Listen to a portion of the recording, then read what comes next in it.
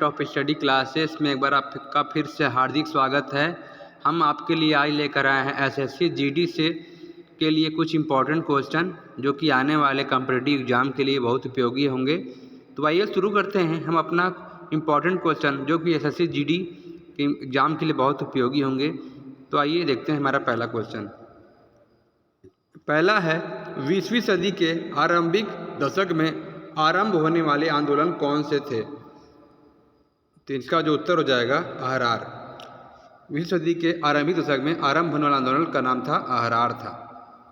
भारत समाज सेवक की स्थापना कब और किसके द्वारा की गई?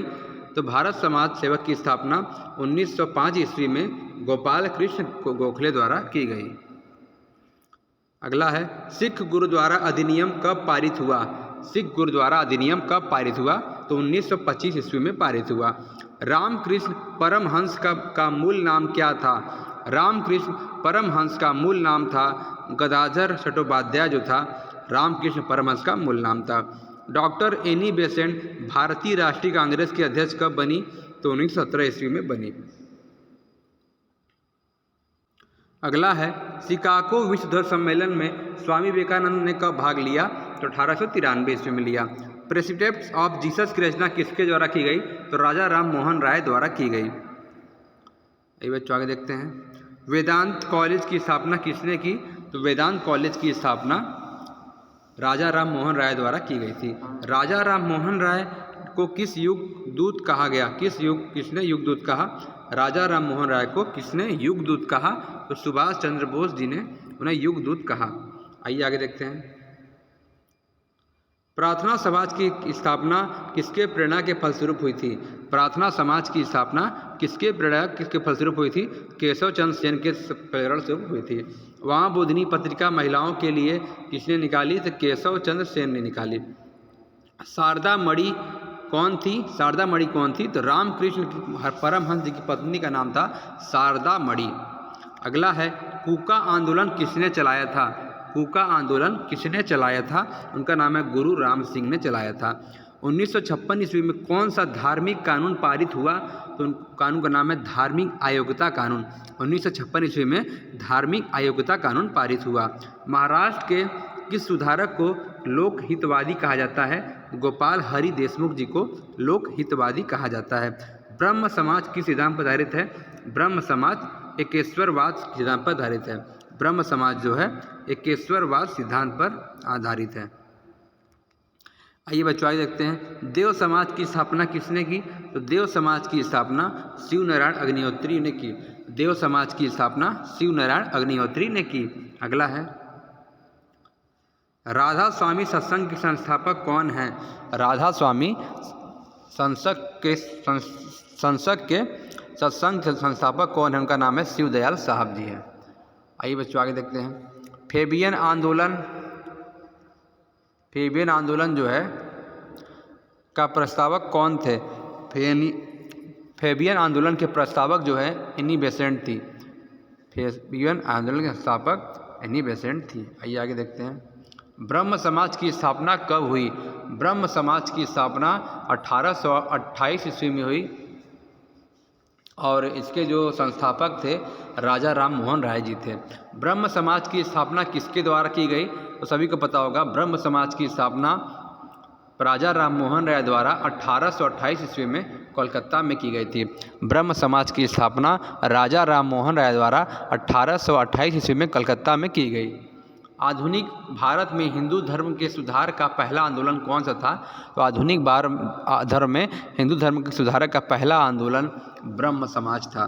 ब्रह्म समाज का विरोधी संगठन कौन सा था जिसे सती प्रथा व अन्य सुधारों का विरोध किया?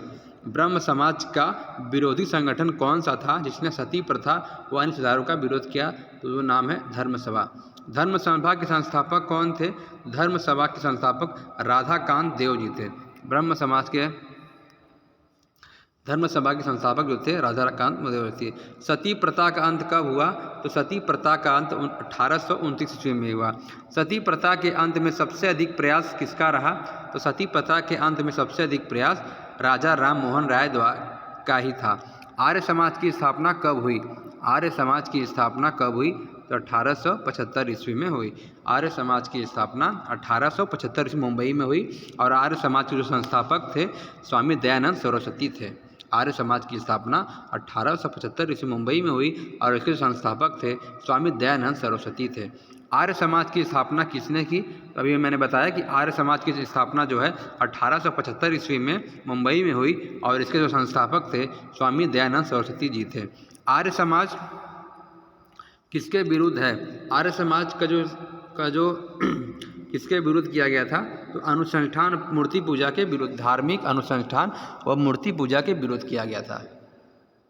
अगला हमारा है सर्वप्रथम भारत ने इंडिया नाम से किसने संबोधित किया था? सर्वप्रथम भारत को इंडिया के नाम से किसने संबोधित किया था? तो यूनानियों ने संबोधित किया था। चावल के साक्ष्य हमें कहाँ से प्राप्त हुए? तो चावल के साक्ष्य हमें रंगपुर एवं लोथल से प्राप्त हुए। हर्षवर्धन की राजधानी क्या थी? तो हर्षवर्धन की राजधानी भुवनेश्वर थी। मेसोपोटामिया का अर्थ क्या है? तो मेसोपोटामिया का अर्थ है दो नदियों के बीच की भूमि को हम मेसोपोटामिया कहते हैं। बहुत अच्छा क्वेश्चन है, आगे देखते हैं। दो नदियों के बीच की भूमि को हम मेसोपोटामिया कहते हैं। अगला है चाक का आविष्कार किसके शासनकाल में हुआ? तो चाक का आविष्कार नवपाषाण काल के शासनकाल में हुआ। श्रीनगर की स्थापना किसने की थी? तो श्रीनगर की स्थापना अशोक ने वितस्ता नदी के तट पर की थी। महावीर के 11 शिष्य किस नाम से जाने जाते हैं? तो महावीर के जो 11 शिष्य हैं वो गणधर के नाम से जाने जाते थे। महावीर के 11 शिष्य गणधर के नाम से जाने जाते थे। आइए बच्चों आगे देखते हैं। अगला है होयसल वंश की राजधानी क्या थी? तो होयसल वंश की राजधानी द्वार समुद्र थी। गंगों की प्रारंभिक राजधानी क्या थी? तो गंगों की प्रारंभिक राजधानी कोलर थी। चौथी बौद्ध संगीति किसके शासनकाल में हुई थी? चौथी बौद्ध संगीति कनिष्क के शासनकाल में हुई थी। पृथ्वीराज दासों के रचयिता कौन थे? पृथ्वीराज दासों के रचयिता कौन है? तो उनका नाम है चंद्रबरदाई हैं। सांख्य दर्शन के प्रवर्तक कौन थे? तो कपिल मुनि थे। सांख्य दर्शन के प्रवर्तक कपिल मुनि थे। चीनी यात्री ह्वेनसांग भारत कब आया था? बहुत इंपॉर्टेंट क्वेश्चन है। चीनी यात्री ह्वेनसांग भारत कब आया था? तो उत्तर इसका है 630 से 644 ईस्वी के बीच आया था। चीनी यात्री हांगकांग भारत 630 ईस्वी से 644 ईस्वी के बीच आया था। समुद्रगुप्त का उत्तराधिकारी कौन था? तो समुद्रगुप्त का उत्तराधिकारी चंद्रगुप्त द्वितीय था, जिसका विक्रमादित्य भी कहते हैं। अगर वीडियो पसंद आई तो लाइक करें, सब्सक्राइब करें। मैं आपके लिए ऐसे इंपॉर्टेंट क्वेश्चन लाता रहूँगा।